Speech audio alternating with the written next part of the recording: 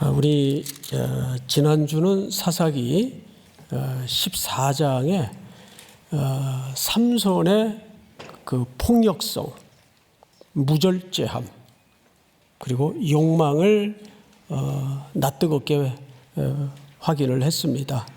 그리고 아내를 버려둔 채 그는 자기 유다 땅으로 돌아가죠. 그리고 이제 오늘 15장으로 넘어오면서 우리는 이 삼손의 무시무시한 폭력성이 어떻게 확장되고 어떻게 반복되는가를 보면서 오늘 제목이 뭡니까? 끈질긴 은혜입니다. 근데 주어를 빼뜨렸어요.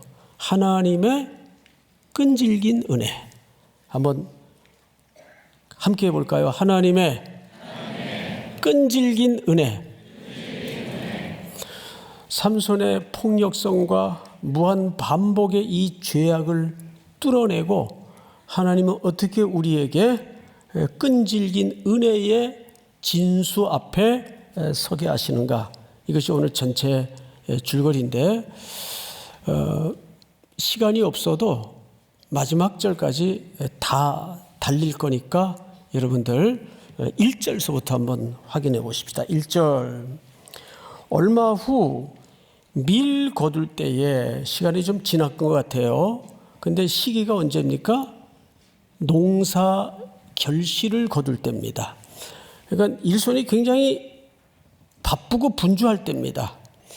삼손이 버리고 온 아내 생각이 났던 것 같아요. 그래서 염소 새끼 하나를 싸들고 그의 아내에게로 찾아가서 이르되 내가 방에 들어가 내 아내를 보고자 하노라 하니 장인이 못 들어오게 합니다. 아마 이랬을까요? 전화가 왔어요. 네, 괜찮아요. 천천히 끄세요. 웬 벨소리가 이렇게 커요? 네, 천천히 누구 꺼드리세요. 괜찮아요. 예. 옆에 좀 도와드리세요. 괜찮습니다. 이랬을까요? 버릴 땐 언제고 네가 무슨 낯으로 아내를 찾아와? 이랬을까요? 아니면 또 다른 이유가 있었을까요? 또 다른 이유가 있었습니다. 그 사이에 이 장인이라는 사람이 다른 사람에게 딸을 줘버렸어요. 자, 2절. 불편한 건 여러분들이 읽으세요.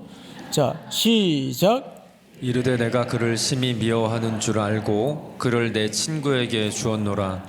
그의 동생이 그보다 더 아름답지 아니하냐. 청하노니 너는 그를 대신하여 동생을 아내로 맞이하라 하니.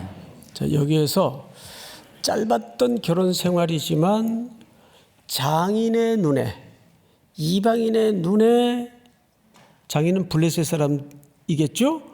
비친 사위, 하나님의 백성이라고 자처하는 삼손의 일상의 진면목이 들켜버립니다.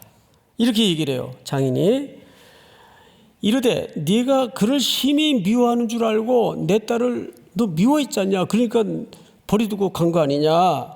그를 네 친구에게 주었노라. 그의 동생이 그보다 더 아름답지 아니하냐?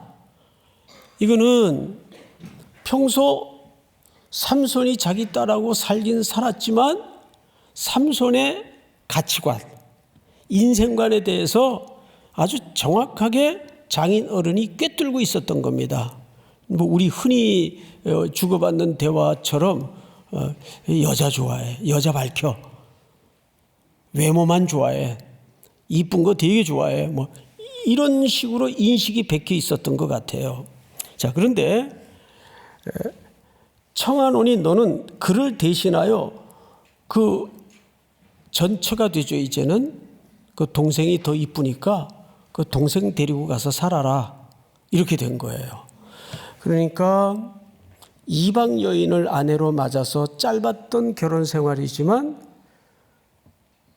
처가에 비친 삼손의 모습은 외형만 좋아하고 겉모습만 기준에 사는 피상성의 인간형이라는 것을 장인 어른의 넋두리와 변명을 통해서 그대로 드러납니다. 자, 3절을 한번 보십시다. 그러자 삼손의 반응이에요. 삼손이 그들에게 이르되 이번은 내가 블레셋 사람을 해할지라도 그들에게 대하여 내게 허물이 없을 것이니라 하고, 장인 어른 이야기를 듣고 나서 당신 말이 정 그렇다면 이번엔 내가 반드시 당신의 민족을 손보겠습니다. 당신이 내 아내를 내 친구 되는 블레셋 사람에게 팔았으니까 이제 보복을 해도 할 말 없죠? 그리고 이제 복수의 칼을 빼어듭니다.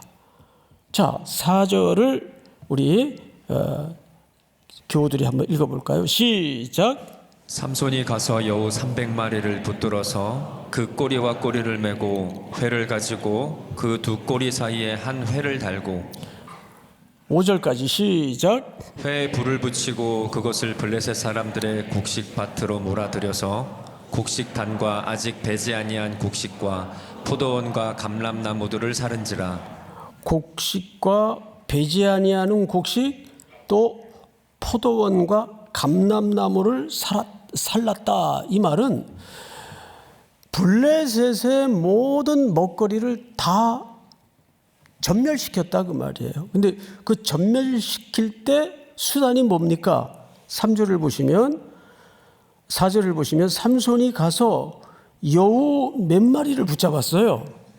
이걸 어떻게 붙잡았는지 모르겠어요. 근데 우리말 번역에는 여우라고 돼 있는데 이게 휴알이라는 단어는 이 자칼로도 번역이 됩니다. 그래서 학자들마다 우리말 성경에는 여우라고 번역이 됐지만 어떤 성경에는 그냥 자칼로도 번역이 된다라고. 근데 여우와 자칼 여러분 혹시 구분하실 수 있나요? 자, 한번 띄워주세요. 자, 돌발 퀴즈입니다. 이게 여우일까요? 자칼일까요? 자칼 손 들어보세요. 여우 손 들어보세요. 이거 뭐 손 들 것까지는 없는데, 그 다음에 일단 답은 저기 하나 더 보십시다. 그림을. 이건 여우일까요? 자칼일까요? 자칼. 이게 자칼입니다. 전부 개과에 속합니다. 그런데 오늘 여기 나오는 이 존재는 여우라고 번역하기보다는 자칼로 번역하는 것이 순리다. 왜냐하면 그 연구서에 보면 여우는 행동 패턴이 독고다입니다. 이렇게 집단으로 잘 안 다닌다 그래요. 근데 자칼은 오히려 집단으로 다니는 경우가 많답니다. 그래서 아마 여기에 소개된 이 여우라고 번역된 것이 물론 같은 과이긴 하지만 자칼이 아니겠는가 학자들은 보통 그렇게 봅니다. 뭐 어쨌건 여우든 자칼이든 문제는 그 녀석들을 잡아다가 꼬리를 묶어가지고 그 묶은 사이에다가 횃불을 달아서 불을 붙여요. 그리고 그걸 전부 다 밭으로, 논으로, 과수원으로 쫓아냅니다. 그러면 그 농산물들이 다 어떻게 되겠어요? 완전 불바다가 돼가지고 싹 거덜을 내는 거예요. 블레셋의 먹거리를 초토화시키는 겁니다. 그게 복수죠. 자, 그래서 몇 절을 보시냐면 6절 우리 금은손 목사님 한번 읽어주시겠어요? 블레셋 사람들이 이르되 누가 이 일을 행하였느냐 하니 사람들이 대답하되 딥나 사람의 사위 삼손이니 장인이 삼손의 아내를 빼앗아 그의 친구에게 준 까닭이라 하였더라. 블레셋 사람들이 올라가서 그 여인과 그의 아버지를 불사르니라. 자, 결국 블레셋 처가댁은 블레셋 사람들에 의해서 멸절됩니다. 근데 비교할 본문이 하나 있어요. 14장 15절을 눈으로 돌려서 앞에 14장 나오죠? 우리 김은선 목사님 한 번 더 읽어주시겠어요? 15절. 일곱째 날에 이르러 그들이 삼손의 아내에게 이르러 너는 내 남편을 꾀어 그 수수께끼를 우리에게 알려달라 하라. 그렇지 아니하면 너와 내 아버지의 집을 불사르리라. 너희가 우리의 소유를 빼앗고자 하여 우리를 청한 것이 아니냐? 그렇지 아니하냐 하니.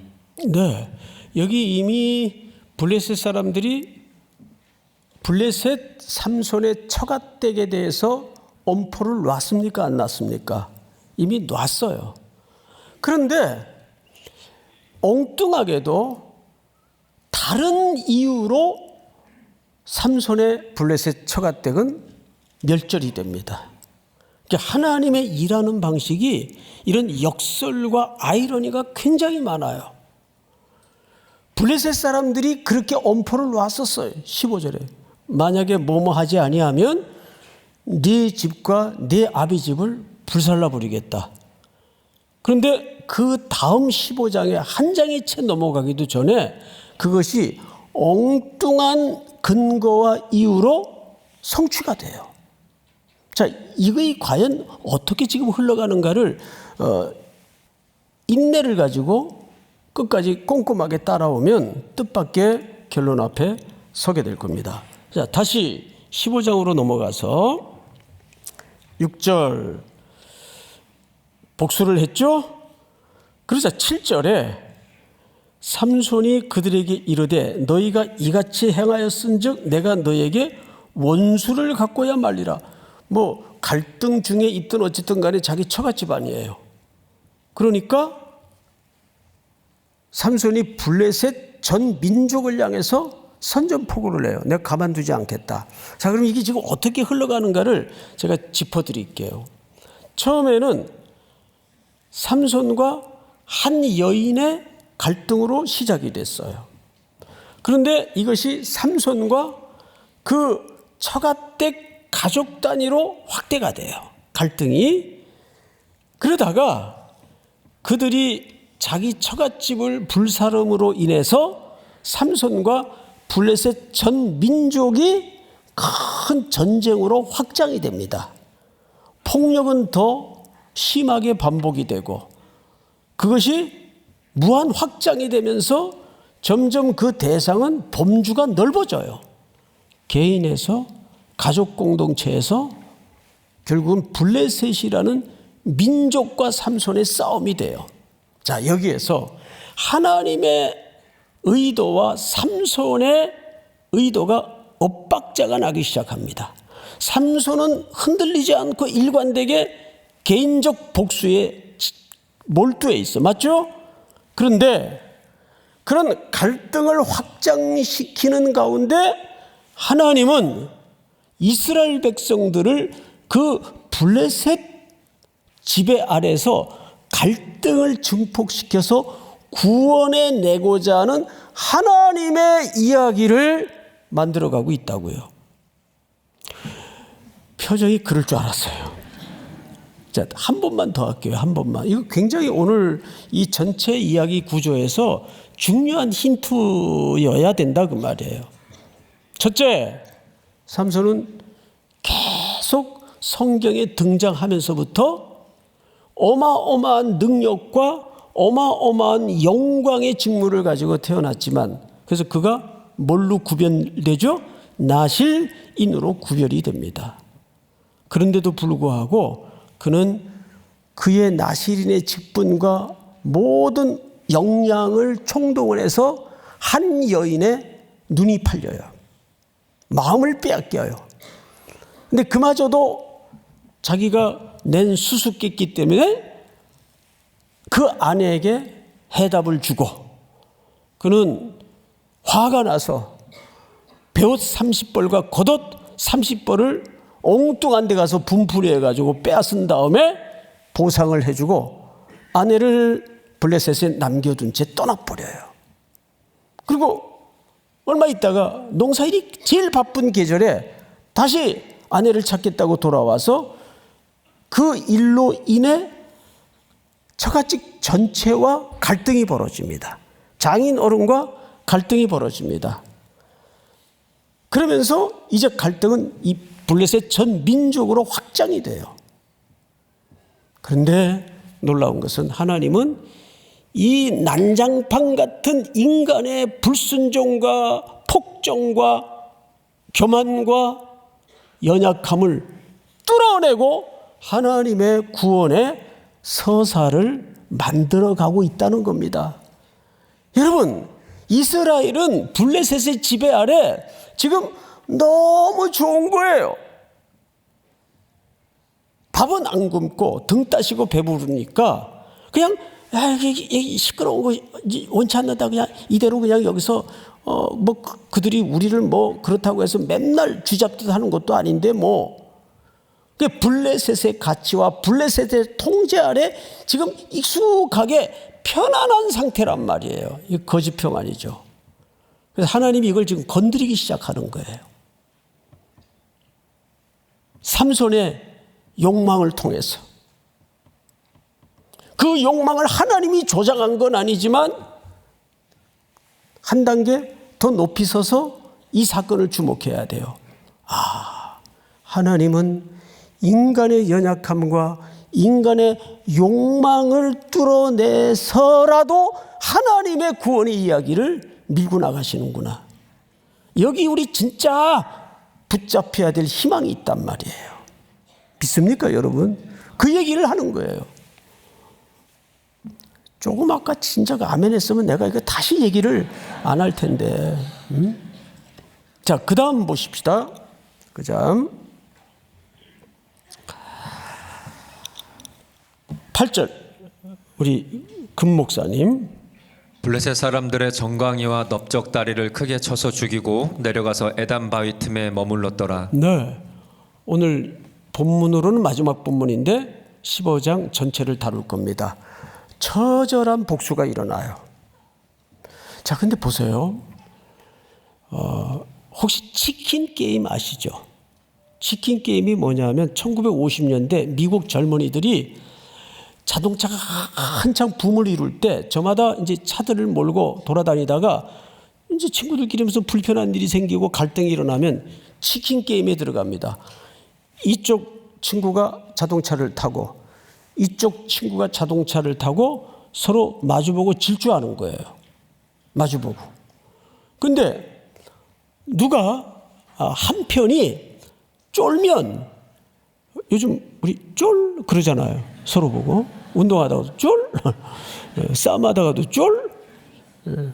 제가 이건 뭐 어디서 배우겠어요. 우리 청년들한테 다 배우는 거지. 자, 그런데 그러면 누가 하나 쫄면 핸들을 꺾어요. 그 치킨 게임이라는 이름 자체가 닭은 가장 걱정과 두려움이 많은 조류입니다. 그래서 이걸 치킨 게임이라 그래요. 그러니까 쫄면 지는 거예요. 이게 주로 요즘 어디서 많이 이런 표현이 등장을 하죠? 중동 전쟁.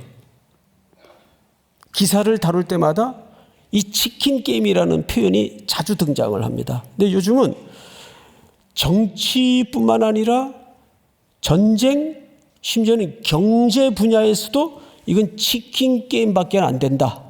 이건 마주 달리는 자동차다 그 말이에요. 여러분, 이 땅에 벌어지는 모든 폭력은, 특별히 오늘 사사기의 이 장면은 누가 하나 죽어야 돼요. 계속 폭력은 반복되고 그 폭력은 더 나아가서 확장이 됩니다. 서로 죽이고 또 보복을 당하고 또 죽이고, 마치 중동 전쟁을 보는 것 같아요. 특별히 여러분, 이 전쟁이 속히 하나님의 주권적이고 강권적인 역사로 빨리 멈춰야 됩니다. 이 전쟁 때문에 또 수많은 난민이 지금 발생하고 여러 나라가 지금 엮이고 있어요. 게다가 무고한 생명이 살상무기에 맥없이 당하고 있다고요. 수백 명, 수천 명이. 이걸 어떻게 해야 되겠습니까? 회의로 돼요? 경제의 논리로 돼요? 지금 전쟁은요,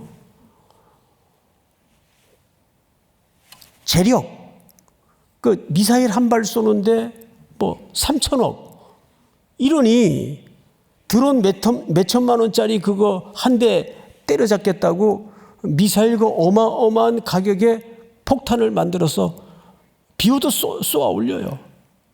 벌써 뭐 몇 조를 썼다 그러죠? 요 며칠 사이에. 그럼 고스란히 그것은 엉뚱한 데서 여파가 생기도록 돼 있습니다. 그것을 떠나서 무엇보다도 이 존엄한 생명이 이 폭력적인 전쟁 앞에서 무참하게 살상을 당하는 게 가장 고통이에요. 자, 성경을 다시 돌려보면 9절을 보세요. 이에 블레셋 사람들이 올라와 유다의 진을 치고 레히에 가득한지라. 자, 앞을 잠깐 보실까요?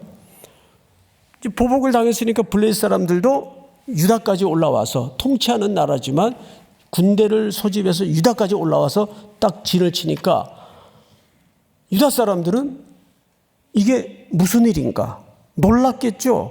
아니, 우리가 자기네 나라의 가치와 철학과 정치와 모든 통치에 순응하고 잘 사는데 무슨 일이지? 놀랐죠. 뭐 또 전쟁을 하겠다는 얘기인가? 그 다음 절 10절 우리 한번 같이 읽어보십시다. 시작. 유다 사람들이 이르되 너희가 어찌하여 올라와서 우리를 치느냐. 그들이 대답하되 우리가 올라온 것은 삼손을 결박하여 그가 우리에게 행한 대로 그에게 행하려 함이로라 하는지라. 오히려 블레셋 사람들이 더 이성적인 듯 보입니다. 아, 우리 너희들하고 뭐 굳이 또 전쟁할 이유 없지 않냐? 너희들 지금 말 잘 듣고 있는데. 다만 이번에 우리 민족을 무참하게 복수한 저 삼손만 결박해서 끌고 갈 거다. 협조할래? 이렇게 된 거죠. 자, 그래서 11절 우리 찬양대만 시작. 3,000명이 에담 바위 틈에 내려가서 삼손에게 이르되 너는 블레셋 사람이 우리를 다스리는 줄을 알지 못하느냐. 내가 어찌하여 우리에게 이같이 행하였느냐 하니 삼손이 그들에게 이르되 그들이 내게 행한 대로 나도 그들에게 행하였노라 하니라. 네, 블레셋 사람들이 3,000명을 모아가지고 누굴 찾아왔어요? 네, 삼손을 찾아왔어요. 삼손을 3,000명이 모여서. 이거 무슨 일이냐? 이리저리 해서 지금 너를 블레셋에 결박해서 갖다 바쳐야 되는데, 그러자 삼손이 이런 제안을 합니다. 좋다. 12절 그들이 삼손에게 이르되 우리가 너를 결박하여 블레셋 사람의 손에 넘겨주려고 왔노라 하니 삼손이 그들에게 이르되 너희가 나를 치지 아니하겠다고 내게 맹세하라 하매. 오케이, 내가 결박당할 테니까 내 생명을 건드리지 않는다고 약속만 해라. 겁이 나서 그랬을까요? 아닙니다. 반대입니다. 자기에게 임한 이 놀라운 괴력대로라면 동족을 지금 죽일 수 있단 말이에요. 근데 이 그림이 블랙 코미디예요. 너무 웃기는 거예요. 지금 유다 사람들은, 그리고 유다 사람에게 지금 삼손은 누굽니까? 누구예요? 자기들의 사사예요. 근데 그 사사를 붙잡아다가 결박해서 누구에게 갖다 바치겠다는 겁니까? 블레셋. 블랙 코미디죠. 근데 삼손은 그러면 내 생명만 건들지 마라. 내가 결박당할게. 삼손이 왜 그랬을까요? 자기의 괴력을 알기 때문에 자기 동족을 칠 걱정을 해서 순순히 끌려가겠다는 거예요. 그래서 거래가 이루어집니다. 13절 전체 다 같이 시작. 그들이 삼손에게 말하여 이르되 아니라 우리가 다만 너를 단단히 결박하여 그들의 손에 넘겨줄 뿐이요 우리가 결단코 너를 죽이지 아니하리라 하고 새 밧줄 둘로 결박하고 바위 틈에서 그를 끌어내니라. 14절 삼손이 레이의 이름에 블레셋 사람이 그에게로 마주 나가며 소리 지를 때 하나님의 영이 삼손에게 갑자기 임해요.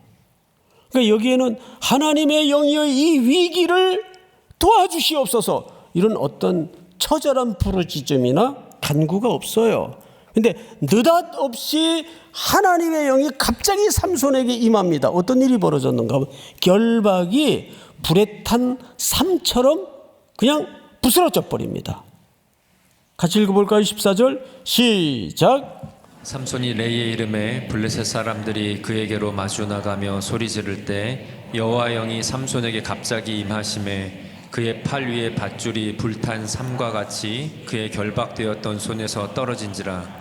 삼손이 나귀의 무슨 턱뼈? 새 턱뼈.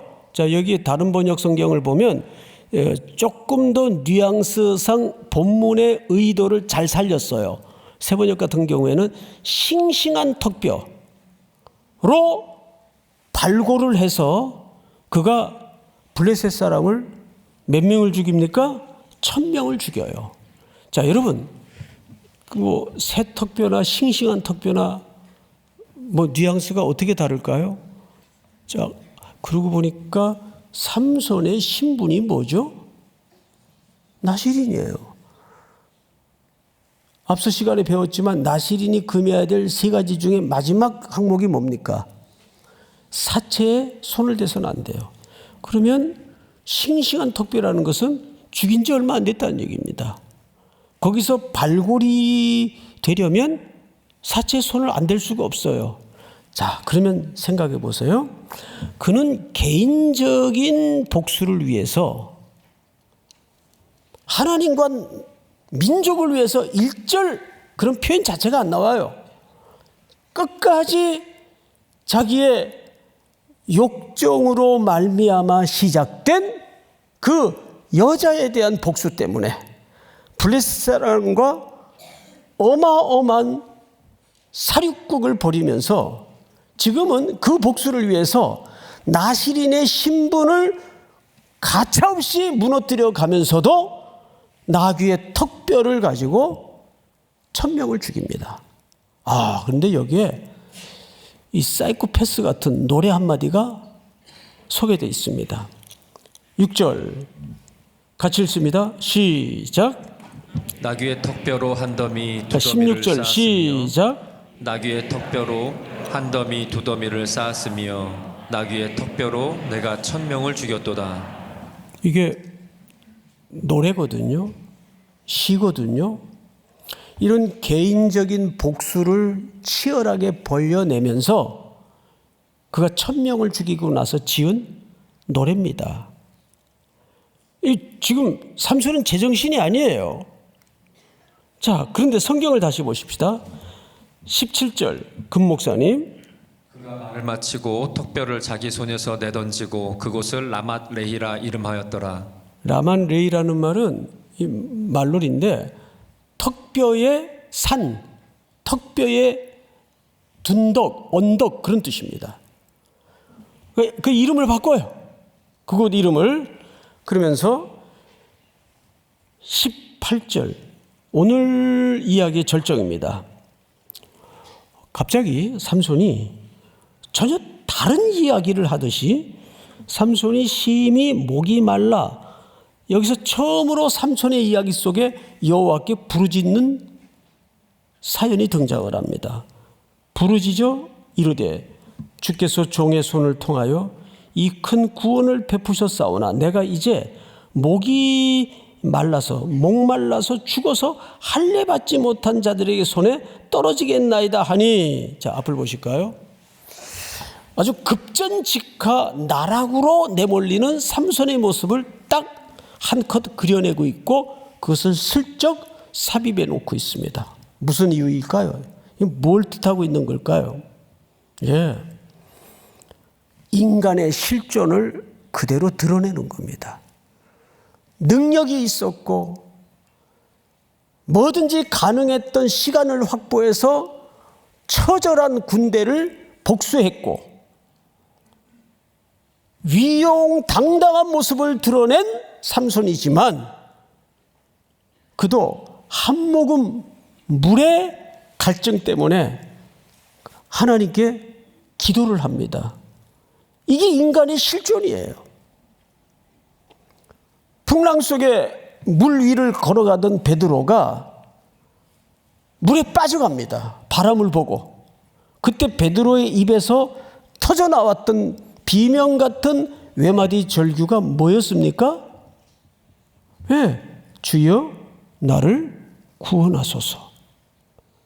여러분, 피조물이 창조주 하나님 앞에 가장 본질적 자기 정체성이 드러날 때는 그 고백이에요.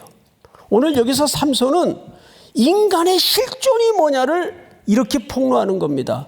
한낱 물 한 모금에 절규할 수밖에 없는 인간이 삼손이에요. 그런 어마어마한 기회와 어마어마한 은혜들을 누린 구별된 신분이었지만 그걸로 결국 개인적인 욕정과 개인적인 폭력과 개인적인 욕망을 드러냈던, 폭력을 드러냈던 인물에 불과합니다. 물 한 모금에 무너지는, 여기서 절규를 합니다. 부르짖어요. 그러니까 우리는 여기서 착시 현상으로 회개한 줄 알아요. 31절을 볼까요? 성경은 그의 인생의 마감을 매우 담담하게 한 글자로 처리해 버립니다. 블레셋 사람의 때에 삼손이 이스라엘의 사사로 20년 동안 다스렸다는 말도 안 해요. 지냈더라. 참 이거 슬픈 표현입니다. 무슨 얘기일까요? 잘 먹고 잘 살았다고 말이에요. 하나님이 주신 기회, 인생의 시간, 재능, 물질, 그 어마어마한 은혜들을 받았건만 그냥 자기 배불러서 자기 욕정을 채운 채 그냥 잘 먹고 잘 지냈다 그 말이에요. 16절 마지막 절을 볼까요? 16장 마지막 절. 우리 금은선 목사님. 그의 형제와 아버지의 온 집이 다 내려가서 그의 시체를 가지고 올라가서 소라와 에스다올 사이 그의 아버지 마노아의 장지에 장사하니라. 삼손이 이스라엘의 사사로 20년 동안 지냈더라. 여기서도 뭐 다스렸다 이런 말도 안 해요. 지냈더라. 잘 먹고 그냥 잘 지냈다. 그렇게 인생을 허허로이 마감을 합니다. 자, 그런데 오늘 말씀의 제목이 하나님의 끈질긴 사랑이에요. 19절을 여러분 전체 한번 같이 읽어보십시다. 19절 시작. 하나님이 레이에서 한 우묵한 곳을 터뜨리시니 거기서 물이 솟아나오는지라. 삼손이 그것을 마시고 정신이 회복되어 소생하니 그러므로 그 샘 이름을 에낙고레라 불렀으며 그 샘이 오늘까지 레이에 있더라. 아멘. 물 한 모금만 주세요. 근데 하나님은 우묵한 곳에 뭘 터뜨려 주시죠? 샘을 터뜨려 주세요. 우리의 연약함도 아세요. 우리의 배반도 아시고 실패도 아십니다. 난장판 같은 인생의 켜켜이 쌓아온 세월도 아세요. 넘어진 자리도 아시고. 그런데 그런 난장판 같은 인생을 하나님께서 뚫어내시고 이 백성들을 하나님의 은혜의 십자가 앞에 세우는 겁니다. 샘물을 터쳐내십니다. 믿으십니까? 그것이 서로 한계가 있는 부르짖음인지도 알아요. 수없이 넘어진 최종적인 자리인 것도 알아요. 이제 죽게 된 자리인 것도 알아요. 그러나 그런 인간의 거듭되고 반복되는 욕망, 폭력, 악함, 불순종을 하나님의 자비는, 하나님의 은혜는 관통해내시고 십자가에 우리를 구원하시기 위해서 기어코 아들을 이 땅에 보내셔서 우리의 허물과 약함을 끌어안고 우리의 미래의 삶에까지 다 이루었다고 선언하신 하나님의 자비. 이것이 그래서 완전한 사사는 누구인가? 오실 예수 그리스도. 왕중의 참된 왕은 누구이신가? 사사시대 이후에 인간의 불같은 요구를 통해서 허락하셨던 그 왕의 열왕기야의 역사를 통해서 우리가 깨닫는 게 뭐예요? 참된 왕은 과연 오시는가? 여기에 대한 허기만 확인하게 되었습니다. 예수 그리스도는 참된 사사요, 예수 그리스도는 참된 왕이십니다. 자기의 보혈방울이 떨어진 그곳에서 우리를 살리기 위한 애낙고레의 터침이 또 한 주간 속에도 여러분들에게 펄펄 보여지기를 주의 이름으로 축복합니다. 다 일어나십시다.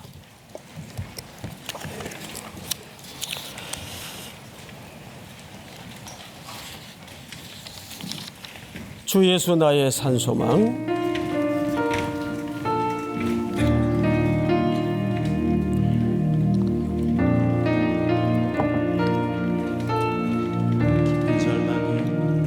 깊은 절망에 수렁 가운데 주님께 닿을 수 없던 우리, 어두운 밤 중에 하늘을 향해 주의 이름 나 부를 때,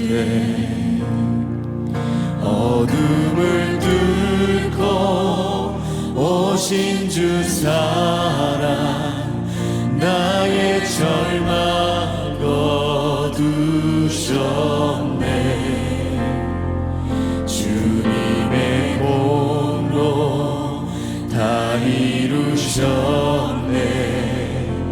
주 예수 나의 산소, 그 누가 주의 자비를 다 알아?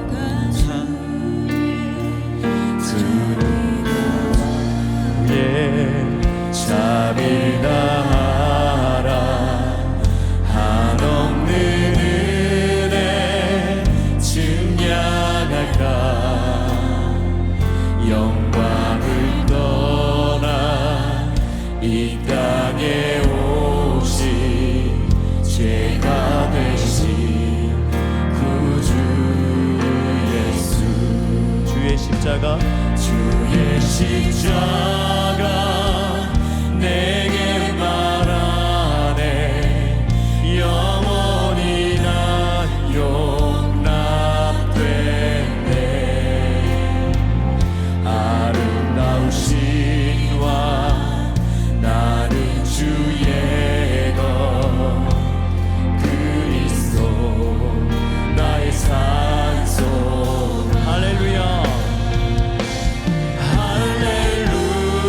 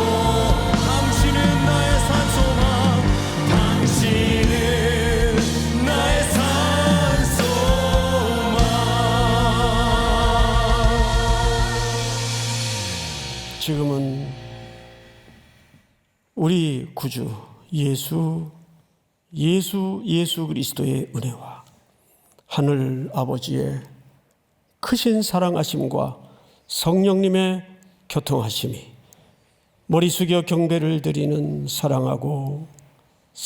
사랑하는 삼일의 성도들, 청년들, 해외, 군에 멀리 출타해 있는 가족들, 복중의 생명까지 영원토록 함께 있을지어다.